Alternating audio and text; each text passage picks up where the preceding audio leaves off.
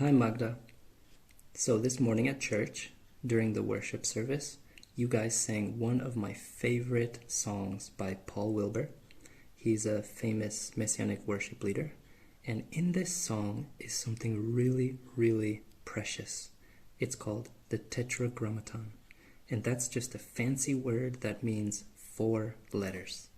And these are the 4 letters in Hebrew that we're going to talk about. Yod, He, Vav, He. Yod, He, Vav, He.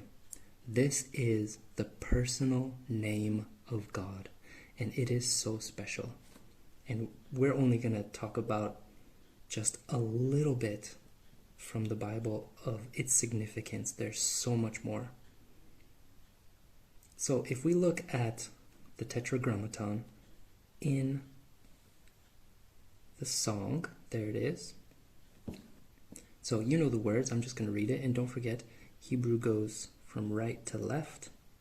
Kadosh, Kadosh, Kadosh. Holy, holy, holy. Adonai Elohim Tzevaot is the Lord God of hosts. Asher Haya Vehoveh Ve'avo, who was, who is, and who is to come. This song is made up of 2 parts. The first 2 lines are from Isaiah 6:3, and the last line is from Revelation 4:8. So one part from the Old Testament and one part from the New Testament. The first thing I want to point out is this word called trahagion, and it's a Greek word that means thrice holy, and it refers to the first 3 words, holy, holy, holy. So not once, not twice, but thrice. And that's very significant. When words are repeated in the Bible, we need to stop and look because it's emphasizing something. And we'll get back to that in a minute. Now, to understand the Tetragrammaton as much as possible, we have to go back over 2,000 years to the Dead Sea Scrolls. This is a picture from the scroll of Isaiah, an amazing scroll from the Qumran caves at the Dead Sea. And do you notice anything different about this text compared to this Hebrew up here at the top? Anything missing? It's these dots and dashes. You see, if you look here, there's no dots. There's no dashes. And if you remember on our walk, I was telling you that Hebrew doesn't have vowels, or original ancient Hebrew didn't have a system of vowels. So if they were, the writers of the Dead Sea Scrolls, if they were to write the word Bible, like in English in that way, they would write B-B-L. B-B-L. And whenever they saw this, they would know it meant Bible. But there was a problem, because as the generations went by, people started to forget what it was. Like, is this Bible or is this like bubble? And mistakes started happening, so they needed to create the system of vowels. So like they would put an I here and an E here, because they didn't want to mess with the text. The text was like unchangeable for them, and they didn't want to add it inside. So they added it around the bottom and the top, and that was a good idea, I think. And here's an example of that, and these are the guys who did it. A group of Jewish scribes called the Masoretes in the 10th century. They added these vowels, and each little dot and dash has a different sound, and they added it to the text so that they could preserve the pronunciation. And here you can see the Tetragrammaton right there. But the vowels that they put here are not the vowels for that word. Why? Okay, it's going to be a little bit complicated, but I'll try to make it as simple as possible. Yeah, I should also mention there's a 1,000-year difference between these two texts, which is a huge miracle. Because if you understand that when ancient texts were being copied generation by generation, they always changed, and drastically. So much so that you could never know what the original one actually said. And so the Masoretic text is the text that we use in our modern Hebrew Bibles. So skeptics, unbelievers, they would say, well, this text, it's too new. It's been copied how many times? You have no idea what the original was. But when they discovered the Dead Sea Scrolls, which was 1,000 years before the Masoretic text, and there's basically no change whatsoever. I mean, there's some tiny little things, but nothing that changes the meaning. It proved that they're accurate, which is nothing short of a miracle. Okay, let's get to why here in the Tetragrammaton the vowels are wrong. Okay, the Jews at that time, they needed, or they didn't need, they wanted a safeguard against blasphemy. So a safeguard is like a protection, and blasphemy, it's like when you use God's name in vain, in the wrong way. It's one of the 10 Commandments. So they devised this clever and unfortunate little system. So here at the top, you can see the Tetragrammaton, Yod He Vav He, God's personal name. It has no vowels. That's how it was originally. But when the scribes were writing and they came, or even a reader, when they came to this, they were like, what if when I say it, I don't know, I have the wrong heart or something, will I be guilty of blasphemy? They were so afraid, so they made this system to make sure they would never commit the sin of blasphemy. So what they did was they took this word here. This is Adonai, and it's a word that means master or like Lord. It's another word for Lord. It's not the personal name of God. It could also be like the boss of a business or master of a slave, something like that. So they took the vowels that belong to this word, and they stuck them onto this, onto the Tetragrammaton. So here you can see what it looks like when they did it. So when the reader comes to this, and they see the vowels that are purposefully there wrong, they stop and they say, okay, I shouldn't say this name, but rather I should say Adonai. And that way, I'll never commit blasphemy. So because of this system, we actually lost the pronunciation of the personal name of God. We do not know how to say it right. We have some guess, but we can't be sure. And even grammatically, like here, there's 2 vowels on 1 letter. It's wrong. Anybody who knows Hebrew, when they come to it, they say, okay, but that's the whole point, right? It was purposefully misspelled. Now, Jehovah, you've probably heard this word before, like from Jehovah's Witness. This is an attempt to pronounce the personal name of God, but it's wrong. So, my name is Josh, and in Czech, some people call me Josh, because in Czech, the J makes Y sound, and you don't have the J sound in Czech. And same thing in Hebrew, this first letter, it's Y. It's like a Y sound.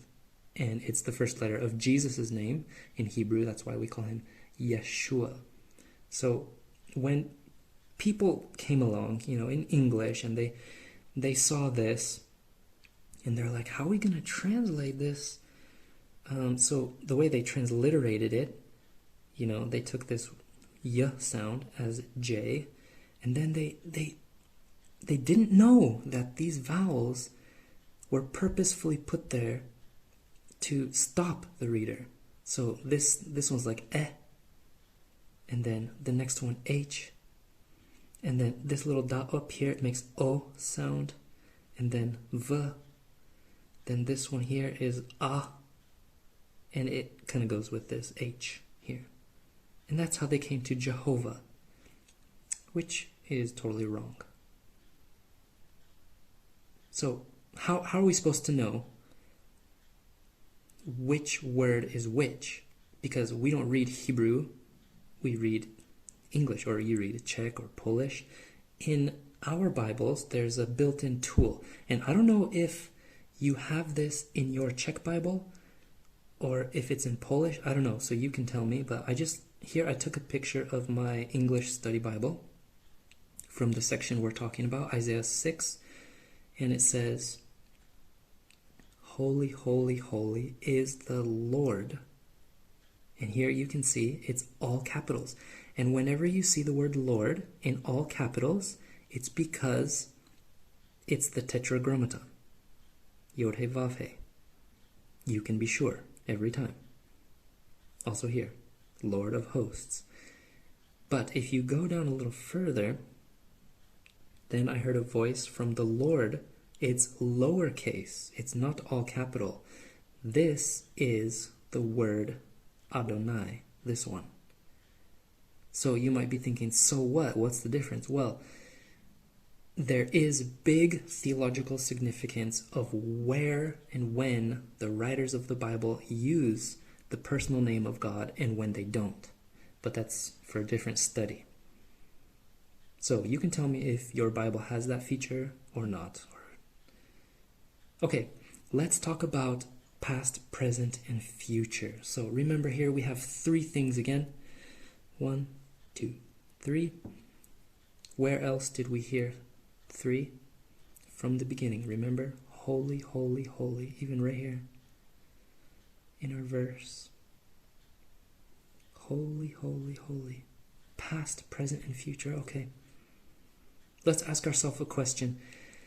How does God, prove himself to be God or qualify himself to be God? Well, Isaiah gives us the answer in chapter 46, 9-10. God says, "Remember the former things long past, for I am God, and there is no other. I am God, and there is no one like me." Why? Because I declare the end from the beginning, and from ancient times things which have not been done, saying, "My plan will be established, and I will accomplish all my good pleasure." The end from the beginning. God is saying, I have this special power, I can tell you what's going to happen, and I can see the end and the beginning at the same time, for example. So keep that in mind, and let's look at this one more time. Now we're getting to the heart of the issue here with our song. So here you can see at the top the Tetragrammaton, personal name of God, and then at the bottom 3 more words, Haya, Hove, and Yavo. And you probably recognize this from the song.